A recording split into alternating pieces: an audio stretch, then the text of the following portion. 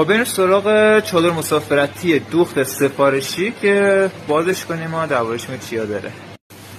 جنس درجه 1 با ضخامت بالا هست، کیفیتش خیلی بالاه. طرح جنگل VIP، سه طرف پنجرهش توری داره، پشه بند. درای پنجرهش هم زیپ نمره 10 میخوره. این قسمتش هم آب چکون داره که درش بستی آب داخلش نفوذ نکنه. تمام نواراش ضخیم هست و کیفیتشون خیلی بالاه. فنرهای قوی داره که داخل چادر استفاده شده. ارتفاع کارم 2 متر و 10 سانت هست.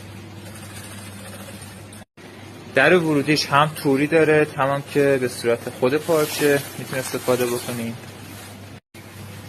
جنس ضخیم و با کیفیت کاملا ضد آب. کف چادرم جنس برزنت سبک است، ابعاد 2 متر و 20 در 2 متر و 20. یه چادر 8 نفره کامل که 8 نفر نشسته و 4 نفر میتونن داخلش دراز بکشن. برای تیم مجردی که میخوام ورق بازی کنم فضای خیلی بزرگیه و برای خانواده ها میتونن کلی وسیله داخلش بذارن، از سبدی و سفره و پتو و بالشت و خیلی از وسایلی که برای سفر همراهشون هست و میخوام که یک جا باشه و گم نشه. این هم کیف حملش که هم کش داره که میتونی ازش استفاده کنی که به عنوان سقف سایبون ازش، سقف چادر ازش استفاده بکنی و بندم داره که میتونی روی کولتون بندازیدش و کیفش هم فنردار هست و مغزی گوزی شده.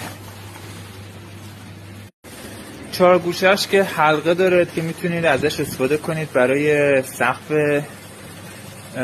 چادر مسافرتی که به این سگک ها میتونید بستش بکنید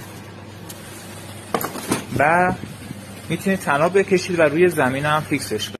یه خوبی دیگه هم که داره، حلقه هم کف زمین هم داره که میتونید روی زمین اگه بخواید فیکسش کنید تا باد چیزی بلندش نکنه و مهار بشه.